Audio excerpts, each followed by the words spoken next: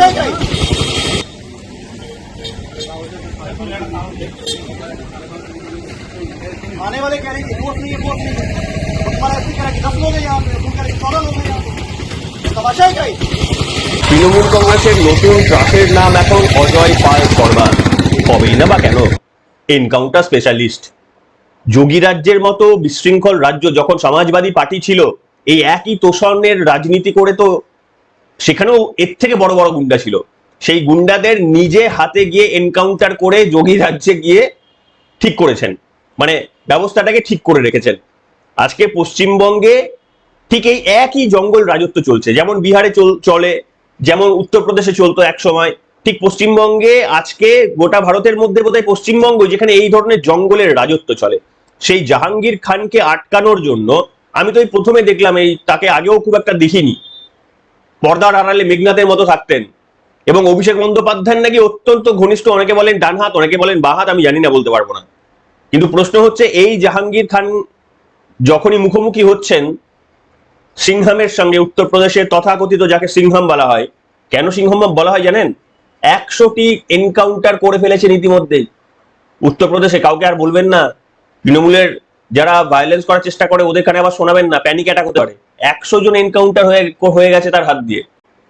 সেই সিংহাম এসেছে এখন পশ্চিমবঙ্গের দ্বিতীয় ফেজের আগে সাউথ 24 পরগনায়, কারণ নির্বাচন কমিশন বুঝেছে যে একে ছাড়া সাউথ 24 পরগনা ঠান্ডা কেউ করতে পারবে না।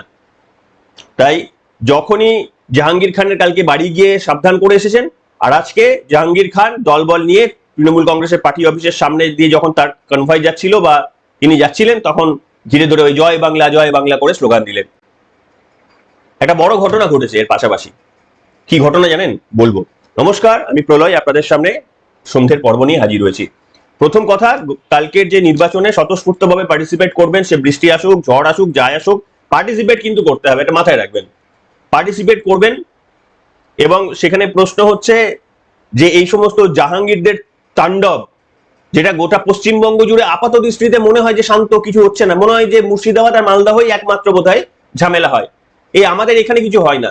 মানে কলকাতা লাগোয়া একটু দূরেই যে সন্দেশখালী, সুন্দরবন এরিয়া অঞ্চলগুলো রয়েছে, সেখানে সবটা আপাত দৃষ্টিতে শান্ত মনে হয়। হঠাৎ করেই সন্দেশখালীর ঘটনা আমাদের চোখ খুলে দিয়েছিল। কিন্তু এই জাহাঙ্গীর খান ওখানকার ত্রাস, এক একটা দ্বীপের বা এক একটা এলাকার এক একজন বাদশাহ, বেতাজ বাদশাহ। শোনা যায় কান পাতলেন নাকি অভিষেক বন্দ্যোপাধ্যায়ের নাকি অত্যন্ত ঘনিষ্ঠ। এবং এই জাহাঙ্গীর খান তিনি এখন কি বলছে ভালো করে শুনুন, শুনে বোঝার চেষ্টা করুন। কি বলছেন একটা ছোট্ট অংশ, 2-3 লাইনের অংশ শোনাবো, শুনুন। আমার একটা মায়েরা হলো দুর্গা, দুর্গা রূপে কিভাবে অসুরকে বধ করতে হয় তারা জানে। শুনলেন? বলছে আমার প্রত্যেকটা মা বোনেরা এক একজন দুর্গা, আর তোমরা অসুর বধ করবে। আর সামনে ম্যাক্সিমাম দেখলাম, আপনি যেটুকু ওই ছবিটা কোয়ালিটিও খুব একটা ভালো নয়, দেখলাম যে কিন্তু মা বোনেরা মানে হিন্দু সম্প্রদায়ের কতজন বসে রয়েছে বোঝা যাচ্ছে না, তবে দেখে মনে হচ্ছে অনেক ম্যাক্সিমামই মুসলমান সম্প্রদায়ের বসে রয়েছেন। কিন্তু এই বক্তব্যটা তার সকলকে শোনানোর জন্য যে তিনি সেকুলারিজমে বিশ্বাস করেন এবং এই নির্বাচনের আগে তার দরকার, কারণ তিনি ফলতার প্রার্থী, এবং সাধারণ মানুষকে বোকা বানানোর জন্য এই ধরনের তার বক্তব্য। কিভাবে পিঠে বানানোর ঘটনা, এবং সেই ঘটনাও কাদের দিয়ে করা হয়েছিল সেটা আমরা জানি ভালো করে। মা বোনেরা সেই তথ্য এসে ফাঁস করে দিয়েছিলেন। এই সমস্ত যে তৃণমূল কংগ্রেসের অবেধ্য জায়গা রয়ে গেছে, দুর্বেধ্য জায়গা, যেখানে কার্যত ঢোকা মুশকিল, যেখানে এতদিন পর্যন্ত ভোট তো ছেড়ে দিন, শোনা যায় যে ওখানে নির্বাচনে প্রার্থীরাও পর্যন্ত কার্যত মানে সভা সমিতি মানে কিছু করারই উপায় ছিল না। ওটা একটা অন্য রাজত্ব, পশ্চিমবঙ্গের মধ্যে নাকি অন্য রাজত্ব। সেইখানে এই সিংহাম 100টা এনকাউন্টার যার নামের পাশে লেখা রয়েছে, মানে সেটা অফিসিয়ালি, দেখুন একটা জিনিস বলে রাখি, অফিসিয়ালি কিন্তু এনকাউন্টার কারোর নামে হয় না, কারণ সে টার্গেটেড হয়ে যায়, কিন্তু এটা আনঅফিসিয়াল তথ্য। 100+ এনকাউন্টার করা, এবং এনার নামে শোনা যায় যে যখন রেড হয় না, ইনি তো এখন ডেপুটি পুলিশ কমিশনার যোগী রাজ্যের, কিন্তু এই ব্যক্তি তিনি নিজে যান রেড করতে, মানে কোনো ডেপুটি পুলিশ কমিশনার লেভেলের কোনো আধিকারিকরা রেড করার জন্য যান না, রেড একটু নিচু তলার যান। ইনি নিজে রেড করতে ভালোবাসেন, কোনো অপারেশনের ম্যাক্সিমাম অপারেশনের নেতৃত্ব তিনি নিজে দিয়েছেন। এই কারণে তিনি এতটা ভরসাযোগ্য যোগী আদিত্যনাথের কাছে। মানে তিনি শুধু ইনস্ট্রাকশন দেন না, এই সাবঅর্ডিনেট তোমরা করো এরকম না, তিনি নিজে গাইড, নিজে মানে লিড করেন যে কোনো টিমকে, বুঝতে পেরেছেন? এরকম একটা জায়গায় তার ব্যাকগ্রাউন্ড জানেন, তিনি কিন্তু একজন ডাক্তার, এবং ডাক্তারি প্রফেশন ছেড়ে তিনি তারপরে আইপিএস এক্সাম দিয়ে, তিনি ভাবুন কতটা মেধা থাকতে হবে, তারপরে তার কিন্তু এই সৎসাহস। আপনারা বলুন এবার যে কটা এই সিংহাম থাকলে পশ্চিমবঙ্গের অবস্থা শুধরে যাবে? একটা বা দুটো থাকলে শুধরে যাবে না? আজকে আমাদের যারা পুলিশরা রয়েছেন, আইপিএস অফিসাররা রয়েছেন, আমাদের দুর্ভাগ্য যে তারাও কেউ বুকের পাটা সোজা করে দেখাতে পারলেন না। অবশ্য যারা বুকের পাটা সোজা করে দেখিয়ে রেখেছিলেন তাদের কম গুরুত্বপূর্ণ পোস্টিং দেওয়া হয়ে গিয়েছিল। আর রাজীব কুমারের মতো যে সমস্ত মানে ওই নেতিয়ে পড়া মমতা বন্দ্যোপাধ্যায়ের রাজনীতির সঙ্গে সঙ্গ দেওয়া, মানে ক্ষমতা থাকাকালীনই তারা ভালো ভালো পোস্ট আগলে রেখেছিলেন এবং সেই কারণে তারা প্রিয় হয়েছিলেন। আজকে পশ্চিমবঙ্গের অবস্থা এই পরিণতির জন্য তাদের তো কম কিছু দায়ী নয়। গতকাল কলকাতা পুলিশের একজন তো সে কথা বলেই দিয়েছেন যে আমাদের ডিপার্টমেন্টে, আমি 23 বছর চাকরি করে ডিপার্টমেন্টে ইসলামীকরণ করা হচ্ছে, এবং বলছেন যে মানে গোটা পশ্চিমবঙ্গে হিন্দুদের অবস্থা বিপন্ন। তিনি পরিবর্তনের স্বয়ং ডাক দিচ্ছেন, তাকে সাসপেন্ড করা হয়েছে এবং সাসপেন্ড করাই উচিত, তিনি বিধিভঙ্গ করেছেন, তা নিয়ে আমার কোনো অবজেকশন নেই। কিন্তু আজকে পরিবর্তন হওয়ার পর পুলিশরা নিচুতলা লোকজনকে বলবে যে কত কিছু তথ্য তাদের কাছে লুকিয়ে রয়েছে, তারাও বলবেন আপনাদের সামনে। সেই সুযোগটা পশ্চিমবঙ্গের মানুষ দিলে তো।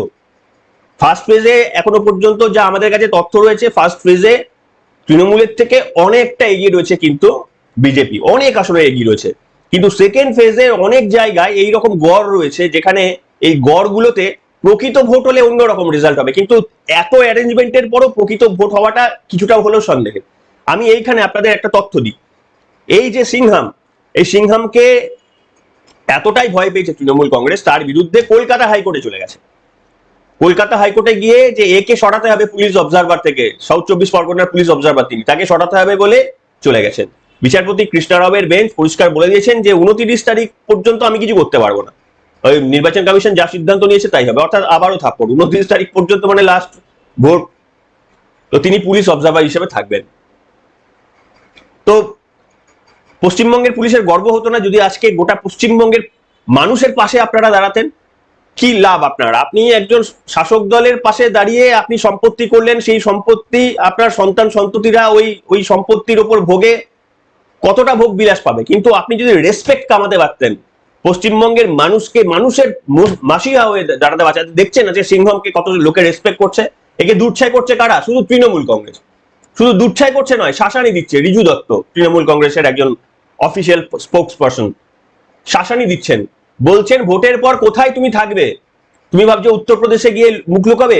রিজু দত্ত, আমি জানি না তার পরিচয়, আমার সঙ্গে ডেফিনেটলি তার আলাপ নেই, তো সেই রিজু দত্তর মতো নেতারা যারা মানে কোনোদিন মাঠে ঘাটে দেখেছেন কোথাও রিজু দত্ত খুব একটা ভালোভাবে বক্তব্য রাখতে দেখেছেন কোনোদিন? কিন্তু এত উপরের জায়গায় কি করে পৌঁছায় সে নিয়েও অনেক ব্যাপার রয়েছে। যাই হোক, তো রিজু দত্ত থ্রেট দিচ্ছেন, অফিসিয়াল স্পোকস পারসন থ্রেট দিচ্ছেন। শুনুন কি বলছেন রিজু দত্ত। पर मैं साफ साफ भाषा में अजय पाल शर्मा जी को एक चीज बताना चाहता हूं, आपके ऊपर हमारी नजर है।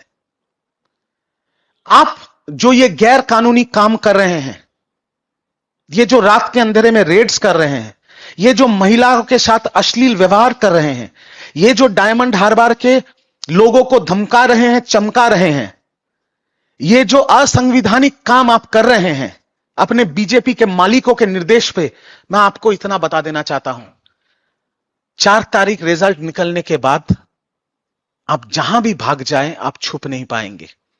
आपको ऐसा लगता होगा कि हम एक दूसरे राज्य से आए हैं, वहां पर हम चले जाएंगे और मेरा बीजेपी का मालिक मुझे बचा लेगा। मैं आपको सीधी तौर पे यह कहना चाहता हूं कि आपके खिलाफ एफआईआर होगा, आपके खिलाफ चार्जशीट होगा और आपको घसीट के कोर्ट में लाया जाएगा, जहां पर कानून सख्त से सख्त कार्रवाई आपके खिलाफ करेगी। कोई राज्य, कोई बीजेपी का मालिक आपको बचा नहीं पाएगा। শুনলেন, রিজু দত্ত পর্যন্ত থ্রেট দিচ্ছেন, ওপেনলি থ্রেট দিচ্ছেন। যেখানেই যাবেন থ্রেট দেওয়ার কি রয়েছে? ডেফিনেটলি আপনি করবেন, যদি এই সিংহামের বিরুদ্ধে মনে হয় আইন ভেঙেছেন তিনি করবেন, আপনারা ব্যবস্থা নেবেন। শুধু রিজু দত্ত নয়, এখানে আমি দেখলাম আইনমন্ত্রী মানে প্রাক্তন আইনমন্ত্রী চন্দ্রিমা পাল তিনিও বললেন যে বাবা কি এনকাউন্টার স্পেশালিস্ট, কিভাবে কাকে এনকাউন্টার করে, এবং তিনি বলছেন যে যে এরা তো গাইডলাইন ভাঙছে, এদের তো শুধু কান আর মুখ হয়ে থাকার কথা, এরা হাত আর পা হয়ে থাকার কথা না। That is true, that is the guideline, কিন্তু হাত আর পা তো হয়নি, এরা তো বন্দুক কোথাও তো ধরতে দেখিনি এনাকে, তো শুধু হেঁটে যাচ্ছে নর্মাল, তাতেই তৃণমূল কংগ্রেসের এত ভয়। ওই যে প্রথমে ভিডিওটা দেখিয়ে শুরু করলাম, জয় বাংলা করছে আর তার কনভয়টা পাস হচ্ছে। এখনো পর্যন্ত তো তিনি মুখেই বলেছেন, তিনি তো কোথাও হাত আর পায়ের ব্যবহার মানে কি হাঁটাটাও বন্ধ করে দেবেন। শুনুন চন্দ্রিমা ভট্টাচার্য কি বলেছেন, একটু হয়তো দীর্ঘ বক্তব্য শোনাবো আপনাদের সামনে। নির্বাচন কমিশন যেভাবে বিজেপির অঙ্গুলি হেলনে চলছে, ওটা বিজেপি কমিশন না ভারতবর্ষের নির্বাচন কমিশন, এ বোঝা অসম্ভব হয়ে পড়ছে। আমরা কি দেখলাম, দক্ষিণ 24 পরগনায় কাকে যেন একটা আনা হলো পুলিশ অবজারভার হিসেবে, তিনি নাকি সিংঘাম হিসেবে পরিচিত। সিংঘাম, বাবা, সিংঘাম হিসেবে পরিচিত উত্তরপ্রদেশে যোগী আদিত্যনাথ যেখানে মুখ্যমন্ত্রী, তিনি সেখানকার এনকাউন্টার স্পেশালিস্ট। আমি তো বুঝে পাই না যে এনকাউন্টারের মানে কি, কখন এনকাউন্টার হয়, মানে তার মানে কি যা জেলে বন্দি থাকে তাদের বার করে দিয়ে তারপরে তাকে মারা, আসলে মারাটাই খুন করাটাই তাদের হিসেবের মধ্যে পড়ে বলে তখন এনকাউন্টারের নামে এইসব হয়। তাকে পাঠিয়ে দেওয়া হয়েছে এখানে দক্ষিণ 24 পরগনার পুলিশ অবজারভার হিসেবে। তো সিংঘাম টিংঘাম যেখানে আছেন সেখানে থাকুন, কিন্তু এখানে এসে যেটা করছেন এ অবৈধ, এটা যে কাজ করছেন আপনি, এটার বিরুদ্ধে আমরা তৃণমূল কংগ্রেসের পক্ষ থেকে প্রতিবাদ জানাচ্ছি। একটা প্রার্থী তার বাড়ি চলে যাচ্ছেন, আচ্ছা কোনো পুলিশ অফিসার কি রেড করতে পারে? কোনো পুলিশ অফিসার কি কোনো মহিলাদের, তারা বাড়িতে কোনো পুরুষ নেই সেখানে ঢুকে রেড করে তাকে ব্যতিব্যস্ত করতে পারে? এটা কি কোনো পুলিশ অফিসারের কাজ?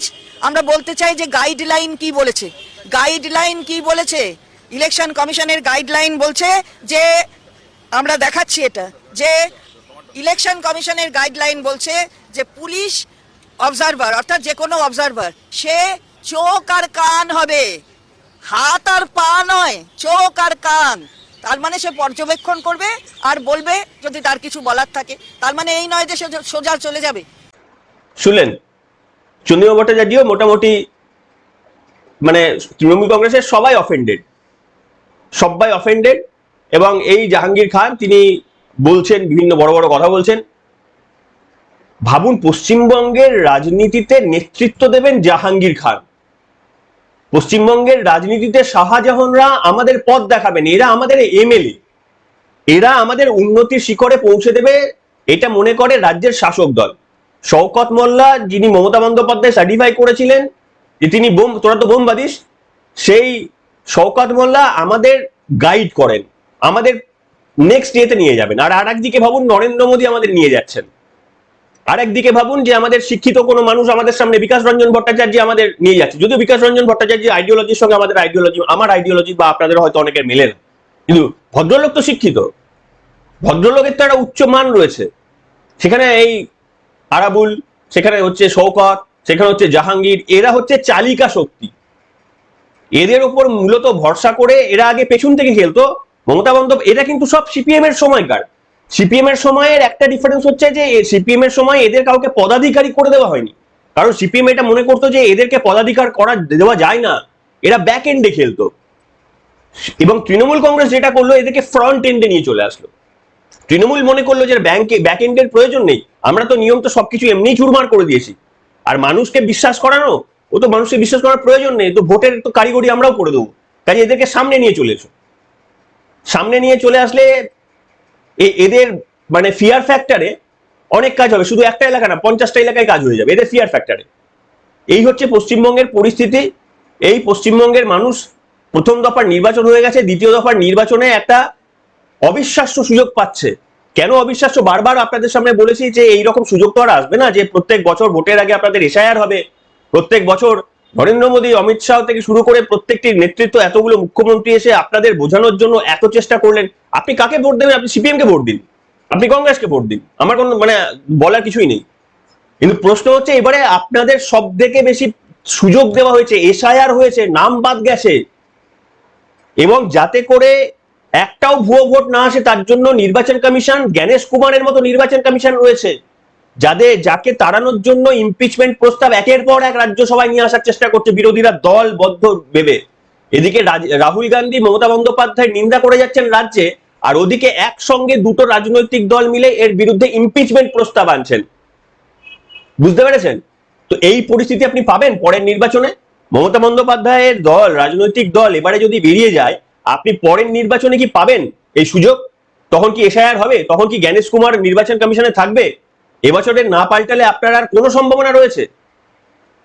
দেখুন, কোন রাজনৈতিক দলকে ক্ষমতায় আনবেন আপনার ব্যক্তিগত ব্যাপার, কিন্তু দুর্নীতির বিরুদ্ধে, এজেন্ডার বিরুদ্ধে তো ভোট হতে হবে, সন্ত্রাসের বিরুদ্ধে তো ভোট হতে হবে, সন্দেশখালীর বিরুদ্ধে তো ভোট হতে হবে, হাঁসখালীর বিরুদ্ধে তো ভোট হতে হবে। সন্দেশখালী কিংবা আরজি করে নির্যাতিতা মা, ওই মায়ের মুখটা একবার শুধু দেখবেন, সোশ্যাল মিডিয়ায় ঘুরছে যে মেয়ের মৃত্যুর আগের মুখ আর মেয়ের মৃত্যুর পরের মুখ, দুটো মুখের ছবিটা দেখবেন, নিজের মায়ের কথা কল্পনা করবেন বা আপনার মায়ের ছবিটা পাশে রাখবেন, দেখবেন যে ওই মুখটার মধ্যে যন্ত্রণা এবং বেদনা কতটা।